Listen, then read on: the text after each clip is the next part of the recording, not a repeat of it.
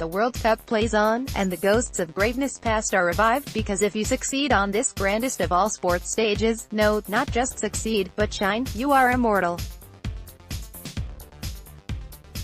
Astoundingly, a rather notable slice of South Florida sports history includes 3 soccer players who are World Cup titans, all of whom played the winter of their careers with the old Fort Lauderdale Strikers of the then thriving North American Soccer League in the late 1970s to early 80s. One was the English goalkeeper who won the 1966 World Cup and in '70 made the save of the century against Pelé. One was the Peruvian midfielder who to this day is the only South American player to score 5 goals in multiple World Cups. One was the German forward won the 1974 World Cup and for 32 years stood as the quadrennial event's all-time leading scorer. And here were Gordon Banks, Teofilo, Nene, Cubillas and Gerd Muller, national heroes back home. International soccer living legends, all playing in ramshackle little Lockhart Stadium, a high school football field surrounded by an asphalt track. Gerd came from Olympic Stadium in Munich. It was the massive stadium of Allianz Lima for Cubillas, and Gordon had decorated all the greatest cathedrals of football, said Ray Hudson, former Strikers teammate of each. And they come to this. They're going from Louis Vuitton luggage to a backpack. Hudson, then the Strikers' English midfielder and team captain, is now, at 63, the wonderfully ebullient soccer analyst for beIN Sports. Wednesday, between watching World Cup matches on TV, he reminisced about being a 22-year-old with little pedigree suddenly being among giants. Old Strikers stars also included 3-time South American Footballer of the Year Elias Figueroa and Belfast playboy Georgie Best, but they did not make their mark in World Cups. Brazil's Ronaldo did, and he briefly was a minority owner of the Latter-day Strikers in 2016, but that was a fleeting and failed experiment. It was a dream come true for a player like me to be among these icons like Banksy, Nene and Gord, Hudson said. You'd go out on the pitch and see these names you grew up in awe of. It was such a privilege. They were household names around the world, revisiting the World Cup legends who came to us. Gordon Banks' black small square World Cup. Banks led England in the 1966 and 1970 World Cups. The Brits won the '66 championship in London's Wembley Stadium, forever assuring Banksy as an icon in the United Kingdom. In 1970, his spectacular robbery of a Pelé header is widely considered to be the greatest goalie magic in World Cup history, the save of the century. I'll be remembered for that one, he has said. Black small square Strikers. Banks played here in 1977-78 and was all NASL that first year. His career in the English Premier League had ended in 1972 when he lost sight in his right eye in a car accident that left him with 200 facial stitches, after he tried to pass a car on a sharp turn and ran head-on into a van. But that didn't stop him, years later, from making a comeback in South Florida.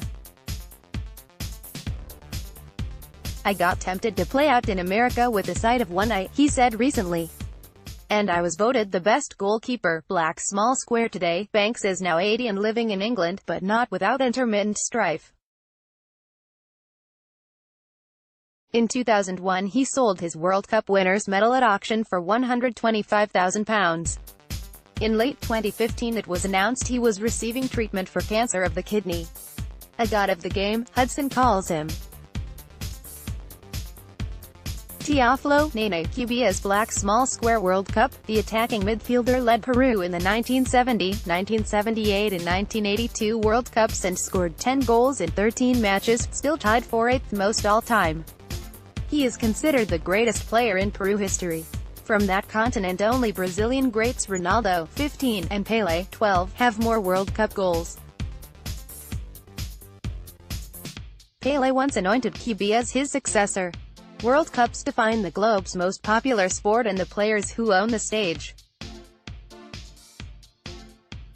Or, as Cubillas said before this one began, football confirms to remain the sport king. Black small square Strikers. Cubillas played for Fort Lauderdale from 1979 to 1983, scoring a franchise-best 65 goals in 139 NASL matches.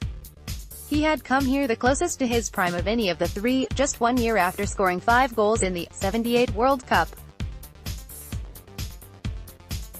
He loved the experience in the area so much he remained in South Florida, and still lives in Coral Springs. What a smile, Hudson recalls.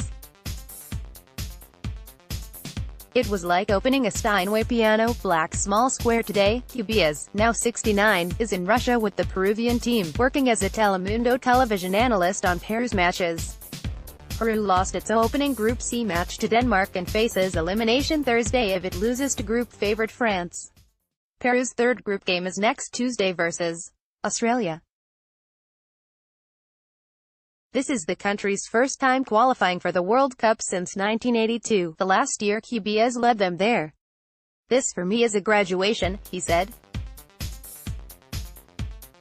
Third Muller Black Small Square World Cup. Muller led Germany, then West Germany, in the 1970 and 1974 World Cups. His combined 14 goals in 13 matches stood for 32 years as the most goals in Cup history.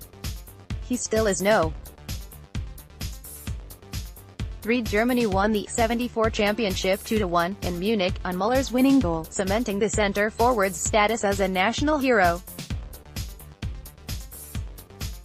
Black Small Square Strikers. Muller played for the Strikers from 1979 to 1981, a stout, black-bearded striker who spoke no English but spoke soccer fluently, haunting goalkeepers just outside the 6-yard box and scoring 38 goals in 3 seasons. "One of the greatest penalty box predators of all time," said Hudson. Black Small Square today. Muller is 72 and living under assisted care in Germany. After recovering from alcoholism, the Bayern Munich legend fell under the grip of Alzheimer's, the diagnosis announced in late 2015. Der Bomber, now addled by dementia, resides in a nursing home and no longer does interviews or makes public appearances. In an interview 6 months ago, his wife of 50 years, Yuji, described limited awareness, but said her husband is doing well in the circumstances. Today, Gerd Muller is a shell of himself. Nene Cubillas will be 70 soon, and Gordon Banks battles health issues. In their Fort Lauderdale days they were borrowed stars, past their prime, curiosities in a sport still new to many of us. To the World Cup, they are pieces of history, dynamic and young, the very best of them frozen in time.